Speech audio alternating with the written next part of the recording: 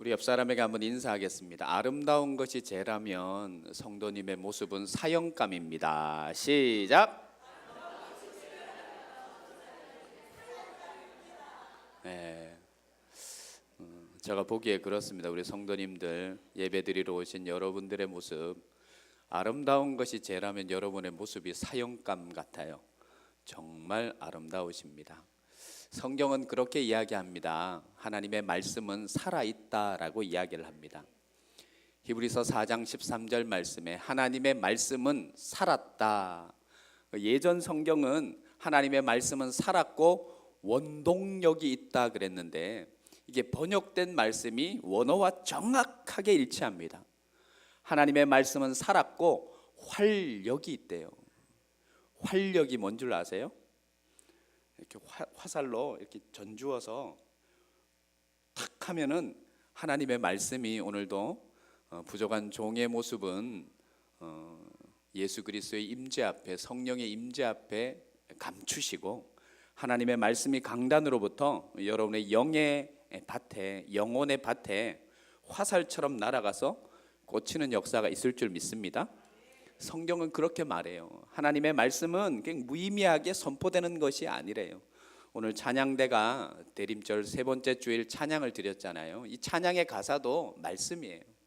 우리가 찬양을 들을 때도 찬양 와 너무 잘한다 끝이다 그것이 아니라 이 말씀이 찬양이 되어서 여러분에게 들려지는 거예요.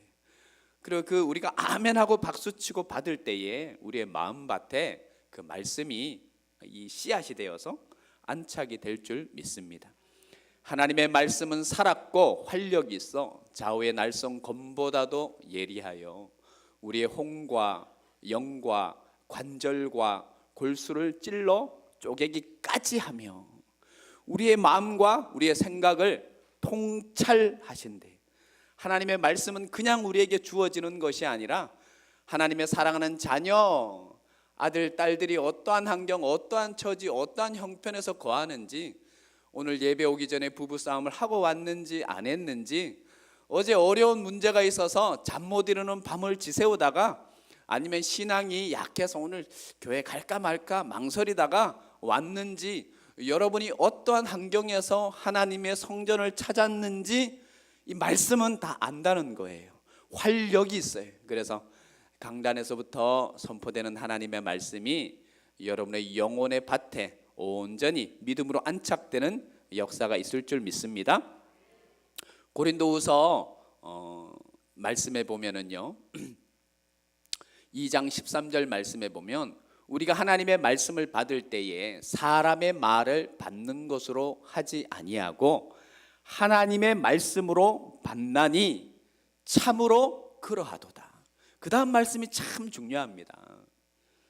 우리는 보통 목사님이 예배 시간에 말하는 거 설교 그러는데 그 설득력 있는 그런 언변이 아닙니다. 제가 하나님 앞에 밤새도록 기도하고 주신 바 하나님의 말씀을 전하는데요, 우리가 예배 시간에 하나님의 말씀을 받을 때는 목사님의 말을 받는 것이 아니라 우리가 하나님의 말씀을 받을 때에 사람의 말을 받는 것 같지 아니하고 하나님의 말씀을 받나니 참으로 그러하도다. 그 다음 말이 얼마나 중요한 말씀이 있는지 몰라요. 그 다음 말씀이 뭐라 그래요? 참으로 이 말씀을 믿는 자들 속에서 말씀이 역사한대요. 할렐루야. 하나님의 약속은 얼마든지 그리스도 예수 안에서 예가 된다. 그러므로 우리가 하나님의 말씀을 받을 때에 아멘 할 때에 하나님 앞에 영광이 될 줄로 믿습니다. 제가 자주 인용하는, 자주 이야기해 주는 이야기가 있습니다. 출애굽기 3장에 모세는 미디안 광야에서 도망자요, 헐벗은 자요, 쫓긴 자요, 변방에 있는 자였습니다. 궁전 생활을 하다가 변방에 쫓겨나서 아주 헐벗은 그런 시간들을 40년 동안 보내었습니다. 궁전의 화려한 시간 40년, 애굽의 궁전에서 놀라운 학식과 무술과 언변과 정치와 모든 것을 습득하는 풍요로운 시간 40년. 그러나 도망자의 신세가 된 미디안 광야의 40년의 시간을 보내요. 그때 이 여호와 하나님께서 호렙산에서, 미디안 광야 호렙산에서 모세를 만나 주셔요. 모세에게 갖고 있는 것은, 가지고 있는 것은 모세의 삶을, 그 당시의 모세의 삶을 대변하는 보잘것없는 지팡이 하나였습니다. 우리가 길을 가다가 옛날 이야기에 나오는 산신령이 갑자기 탁 지나가 이 지팡이를 흔들 때 보면 지팡이가 굉장히 있어 보이잖아요. 웅장하잖아요. 뭔가 막 있어 보이는 한 100년 묵은 산삼 비슷한 어떤 아주 놀라운 뿌리를 가지고 지팡이를 만드는 것 같은데, 모세의 지팡이는 목동에 보잘것없는 그냥 흔히 볼 수 있는 그런 지팡이였어요. 그런데 그 모세의 지팡이에 하나님의 말씀이 임해요. 그때부터 모세의 삶을 대변하던 이 지팡이에 하나님의 말씀이 임하니까 이 모세가 호렙산에서 여호와 하나님을 마주하고 애굽을 향해 갈 때에는 성경이 뭐라 그러냐면 하나님의 지팡이를 모세가 손에 잡았대요. 그리고 그 모세가, 보세요, 모세가 그 지팡이로 나일강을 치니까 애굽의 나일강이 피가 됩니다. 티끌을 탁 치니까 티끌이 이가 되어요. 모세가 이 지팡이를 손에 드니까 갑자기 낮이 되어야 되는데 애굽 변방의 모든 것이 밤이 됩니다. 모세의 역사 가운데 이 지팡이는 아주 중심적인 역할을 해요. 보잘것없었지만 하나님의 말씀이 임하니까 그런 역사가, 놀라운 역사가 이루어지는 겁니다. 에스겔 37장에 우리가 잘 아는 에스골 골짜기에 마른 뼈의 환상이 있습니다. 마른 뼈가 말랐다는 것은 죽어서 썩어서 끝난 거예요. 근데 에스겔 선지자가 환상을 보죠. 그 에스골 골짜기의 마른 뼈들에게 하나님의 말씀이 임하여 흘러가요. 하나님의 말씀이 흘러가니까 그 성경이 에스겔서 37장이 뭐라고 전합니까? 첫째, 하나님의 말씀이 흘러가니까 소리가 나더래요. 움직일 수 없고 썩었고 죽었는 이 뼈들이 움직이기 시작하는, 뼈가 다닥다닥. 여러분, 뼈가 이렇게 부딪히는 소리 들어보셨어요? 예. 이렇게 막 소리가 나더래요. 하나님의 말씀이 마른 뼈들에게 흘러가니까 죽어 문드러지고 썩어 끝난 이 뼈들이 소리를 내기 시작해요.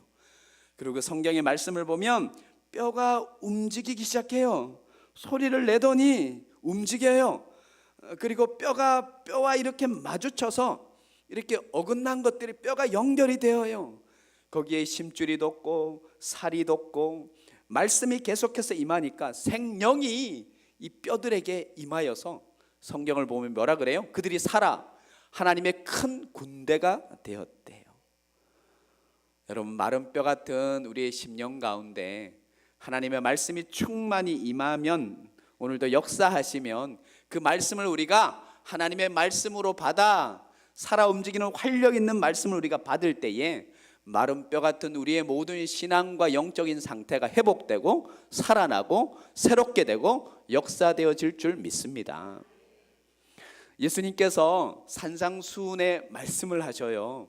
마태복음 5장, 6장, 7장에 하늘나라의 복음을, 이 언덕에 모인 수많은 이스라엘 무리들에게 하늘나라의 복음을 증거하셔요. 그리고 7장까지 산상수훈의 설교가 끝나고 산에서 내려오셔서 그 말씀이 그냥 말씀이 아니라는 거예요. 8장, 9장에 본격적으로 병자들을 고치셔요. 말씀이 움직이기 시작해요.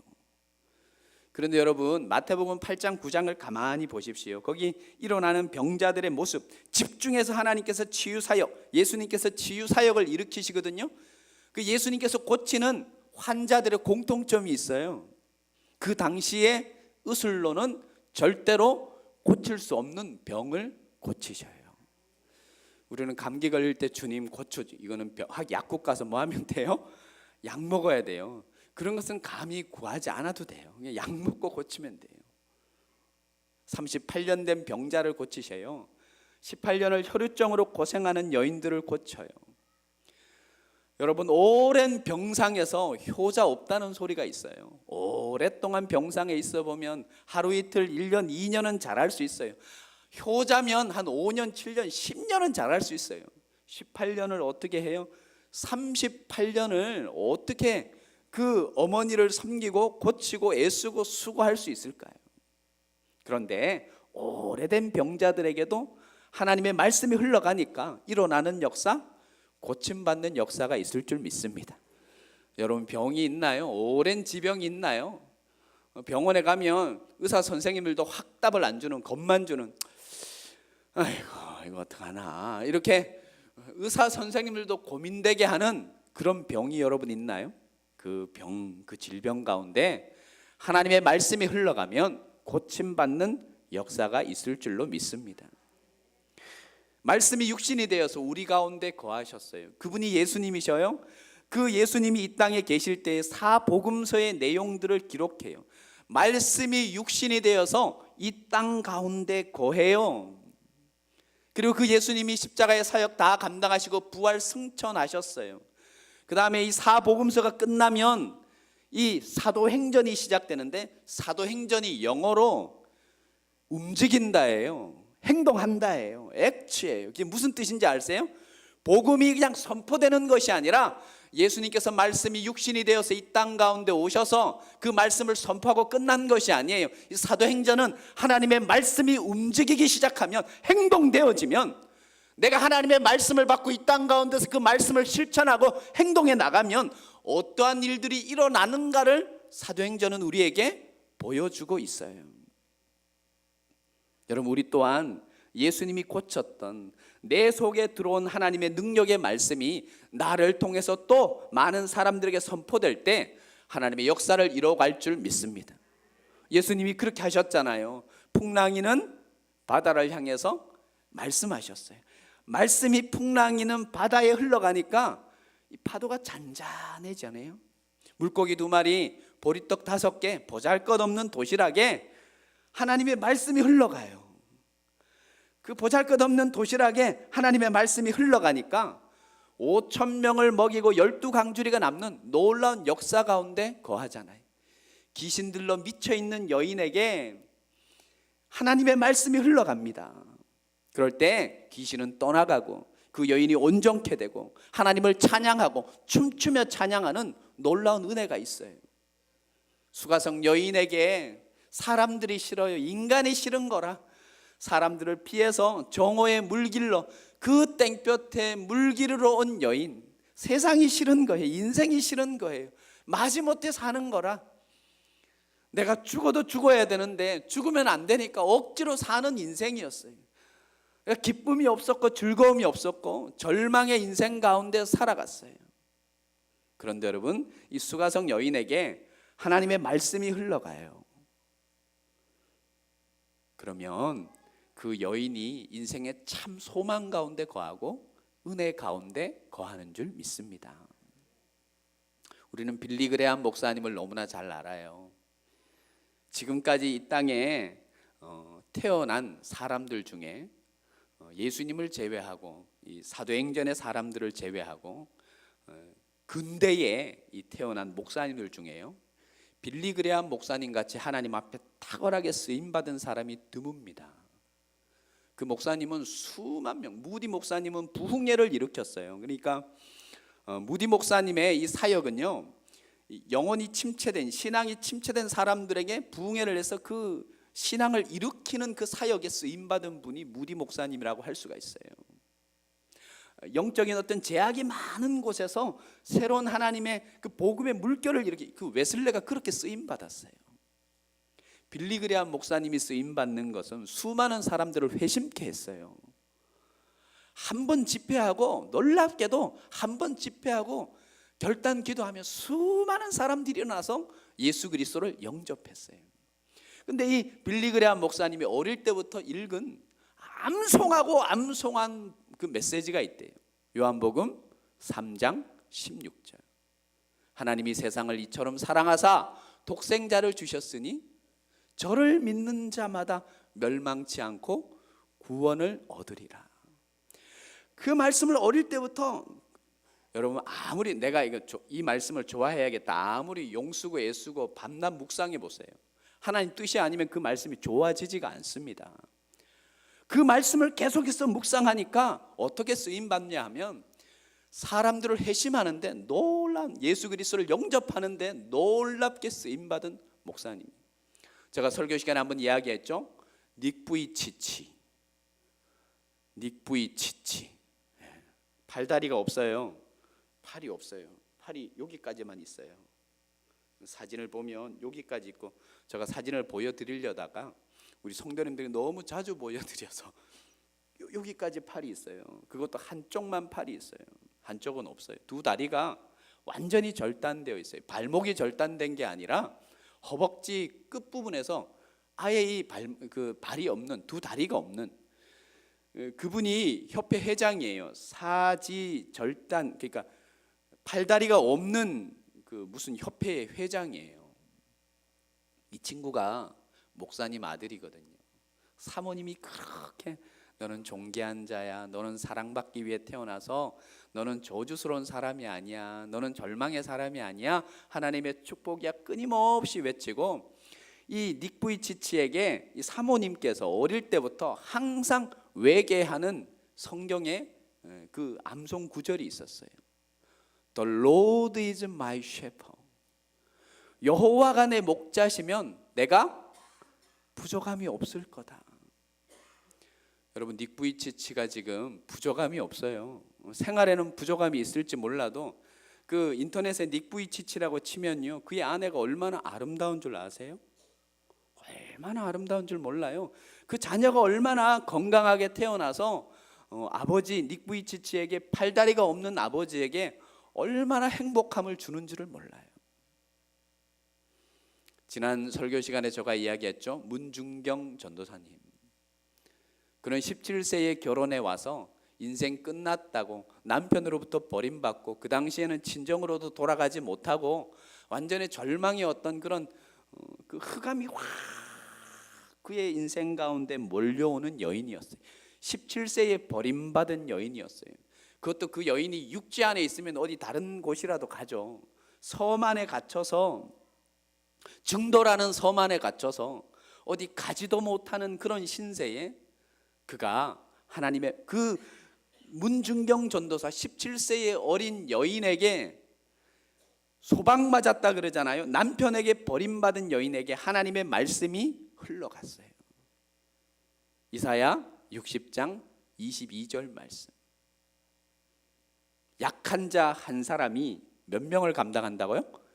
1000명을 감당하고. 증도는 천사의 섬이에요. 섬이 증도 안에 1004개가 있대요. 만들었는 건지 우격다짐으로 만든 건지 모르면, 증도라는 섬은 천사의 섬이에요. 1004개의 그 섬이 거기 있대요. 100개가 넘는 교회를 세웠어요. 100명이 넘는 목회자를 세웠어요. 10,000명이 넘는, 지금 그 후손들이 아니라 그 전도사님 한 분을 통해서, 그 연약한 전도사님 한 분을 통해서 그 당시에 이미 10,000명이 넘는, 100개의 교회를 세우고 10,000명이 넘는 사람들이 예수 그리스도를 영접하고 신앙생활을 시작했어요. 너의 약한 자 한 명이 1000명을 감당하는 것이 아니라 10,000명을 감당하고, 지금도 이 문중경 전도사님의 복음의 열정으로 인하여서 그 섬은 90% 이상, 95% 이상이 지금도 기독교요. 그 증도의 배에서 내리면요, 그 중앙에 큰 대로가 있대요. 문중경로래요. 문중경길이라고. 연약한 여인이 하나님 앞에 말씀 받고 그 말씀 앞에 순종할 때에 놀라운 역사 가운데 임하게 된 줄로 믿습니다. 요즘은요, 그 어느 때보다도 점쟁이들이 그렇게 득세를 한대요. 대학 나오고요, 엘리트, 흔히 말하는 엘리트, 석사하고 학사하고 석사하고 박사 있는 사람들이 할 일이 없으니까 이 점 보는 것을 배운대요. 사주를 배운대요. 그래서 그걸 가지고 많은 일을 한대요. 그러니까 그만큼 수요가 있으니까 사람들이 하는 거예요. 인터넷에 가장 흥황하는 그게 뭐냐 하면, 사업이 뭐냐 하면 음란 사이트가 그렇게 흥황한데, 두 번째로 사주 카페 그 사이트가 그렇게 득세를 한대. 왜? 앞날에 대한 막연함이 자기의 앞날을 점쳐보는 거예요. 여러분, 요즘은 여러분 삶 가운데 부적을 옛날보다 찾아보기 힘들다 그러죠. 아닙니다. 통계에 의하면 그 어느 때보다도 지금 부적이 많대요. 빨간 부적, 파란 부적, 찢어진 부적, 썰렁 많대요. 여러분, 그 실크예요. 실크가 이렇게 제가 직접 봤어요. 그 돈 많은 분이 700만 원 줬대. 700만 원. 별로 놀라지도 않아요. 실크에 그 나무로 이렇게 실크가 이렇게 테두리가 되어 있고요. 그 중간에 나무에 닭피 있죠. 닭피로 이렇게 써져 있는 부적, 여러분 보셨어요? 외국에 가서 그 부적의 주인이 누구냐면 어머니에게 받았는데 예수 그리스도를 영접하고 저 부자 동네 서울에서 이제 세가적으로 등록은 하고 예수 그리스도를 믿어야 돼. 두려움 때문에. 이 두려움의 영이 있어요. 그 두려움에 잡혀 있는 사람들이 있어요. 자기 손으로는 그걸 떼지를 못하는 거예요. 저가 가서 내가 그걸 이렇게 뗀다고 보니까요, 그분이 그래요. 이게 벼락 맞은 대추나무로 만들었대요. 그래서 그렇게 비싸대요.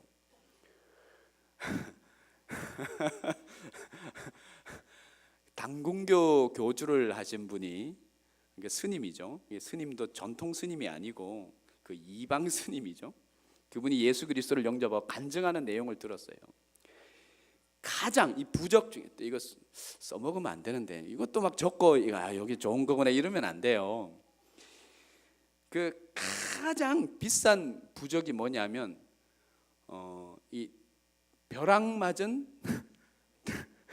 대추나무에 닭피를 가지고, 그 닭피도요, 그 닭을 그 뭐 내용이 있던데, 닭도 그냥 닭이 아니라 어떤 닭의 피를 가지고 부적을 만든 게 효염이 있대요. 그분이 간증을 하더라고요. 벼락 맞은 대추나무에 닭피를 가지고 부적을 하면 비싼데 그게 그 가치는요 500원도 안 된대요. 그 다 가짜래요. 자기가 간증하면서 이야기를 하더라고요. 나무를 간장에다가 한 두세 달 막 절인대요. 그리고 그것을 음지에서 계속 말리면 간장 냄새가 싹 사라지고 그 입혀 있는 그 색깔이, 그 모습이 벼락 맞은, 아니 하나님 말씀 증거할 때보다 이렇게 잘 들으시나? 왜 그래요? 두려움의 영이 그들 속에 임하기 때문입니다. 오늘 장로님 기도 시간에 기도도 했습니다. 오수선한 이 나라와 민족을 위해서 정부를 향해 우리는 기도했습니다. 대통령이면 뭐합니까? 영생교 이상한 그 교주, 그 사람이 목사를 자칭해서 사칭해서 대통령이면 뭐합니까? 영적인 부분이 해결되지 않고 영적인 부분이 온전히 잡히지 않으면요, 누구나 그렇게 될 수가 있는 거예요. 오늘 본문 말씀으로 우리 한번 돌아가 볼까요? 오늘 본문 말씀 신명기 11장 26절 말씀.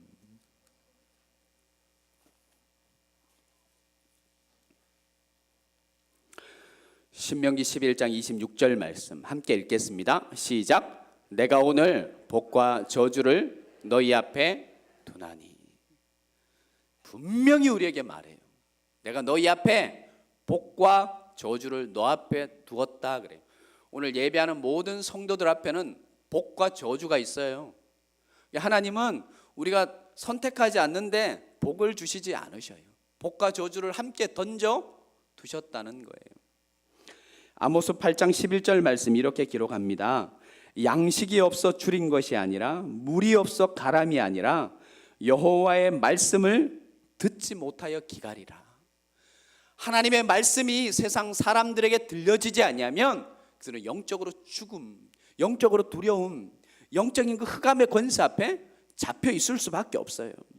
오늘 하나님께서 오늘 본문 말씀을 통해서 너희 앞에 복과 저주를 뒀대요. 신명기 30장 15절 말씀은 보라, 내가 오늘 생명과 복, 사망과 화를 내 앞에 두었다라고 이야기를 합니다. 신명기 30장 19절 말씀, 내가 오늘 하늘과 땅을 불러 너희에게 증거를 삼노라. 내가 생명과 사망과 복과 저주를 내 앞에 두었은즉 너와 내 자손이 살기 위하여 뭘 택하라? 생명을 택하라, 복을 택하라. 하나님이 말씀하셔요. 여러분, 우리 앞에는 복과 저주가 있어요. 축복합니다. 여러분 다 하나님의 축복의 길을 선택하는 여러분 되시기를 바랍니다. 다시 한번 이건 아멘으로 받으십시오. 여러분 모두가 하나님의 축복의 길을 선택하는 믿음의 사람들이 되시기를 바랍니다. 내가 이 축복의 길을 선택할 때 내 자녀들과 가정과 내 생업 가운데 하나님의 놀라운 은총이 있는 거예요. 근데 오늘 본문 말씀은요, 우리에게 아주 중요한 말씀을 일러줘요. 내가 오늘 복과 저주를 너희 앞에 두노니 27절. 자, 본문 27절을 같이 한번 읽어볼까요? 시작. 너희가 만일 내가 오늘 너희에게 명하는 너희의 하나님 여호와의 명령을 들으면, 여러분 축복의 길을 선택하는 것, 복의 길을 선택하는 것이 뭐예요? 하나님의 말씀을 듣는 거예요. 여러분 우리의 삶은 하나님께서 우리에게 참 자유의 능력을 주셨는데요, 우리가 선택하면 되어요. 자, 여기 지금 우리 권사님이 대림절 꽃꽂이를 너무 이쁘게 해주셨는데 여기 호박이 하나 있다고 생각해봐요. 호박 이렇게 있다고, 그냥 있다고. 근데 우리 성도님들이 호박을 이렇게 보고 호박에는 호박 줄기가 나올 거 아니에요? 이 줄기를 이쪽으로 넘기면 호박 줄기는 어디로 타고 가요? 이쪽으로 가요. 뭐 다 알면서 그냥 시침이 뚝 떼고, 호박 줄기를 저 담 저쪽으로 넘겨 놓으면 호박 줄기는 저쪽으로 타고 가요. 우리 삶도 마찬가지예요. 호박 줄기를 어떻게 넘기느냐에 따라서 다르듯이 우리의 삶도 우리가 무엇을 선택하느냐에 따라서 달라지는 거예요. 이건 분명한 거예요. 하나님이 그것까지 선택해 주지 않아요. 그것까지 결정해 주지 않아요. 우리가 믿음으로 축복의 길을 걸어가야 될 줄 믿습니다.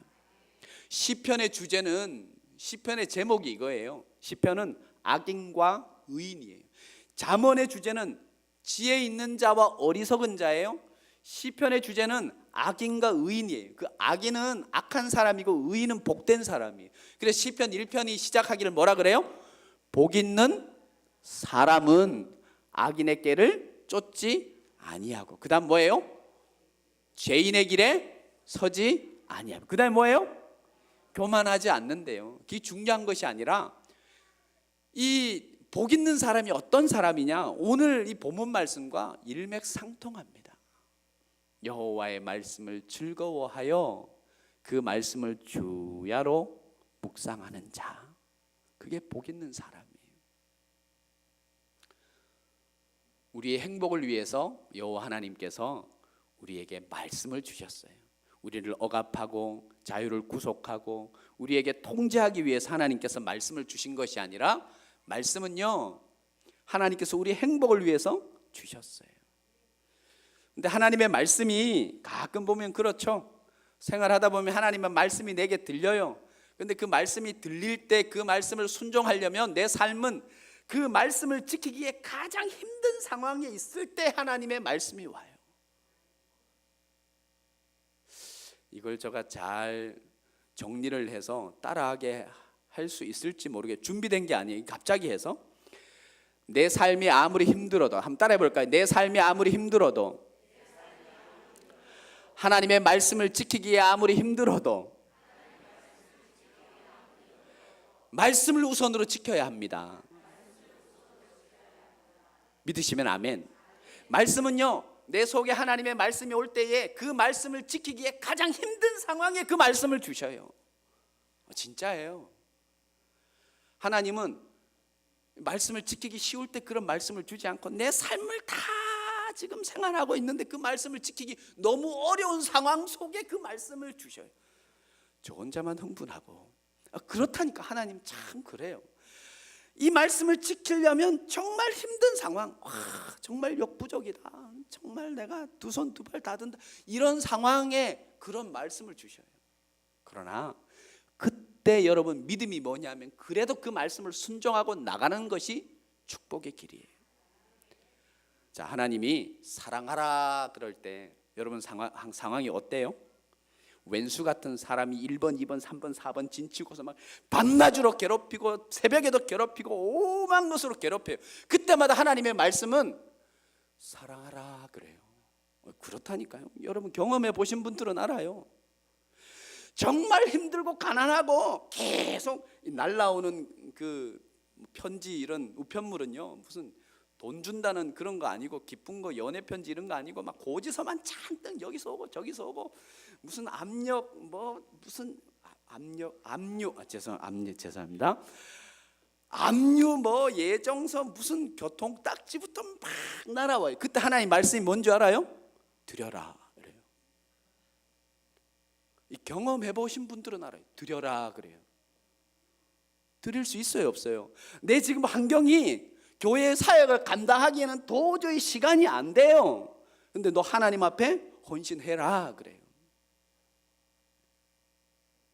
남편이 왼수보다 더 싫은 거야. 보기 더 싫은 거야.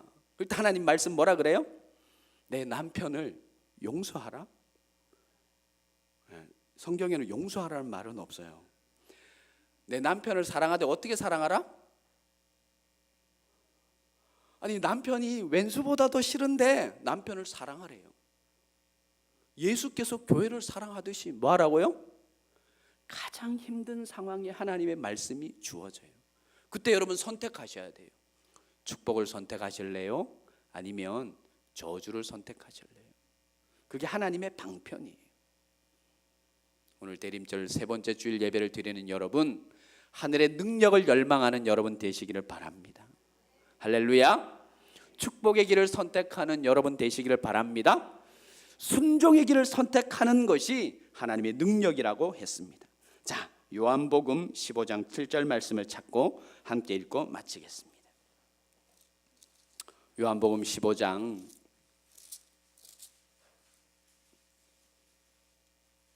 7절 말씀.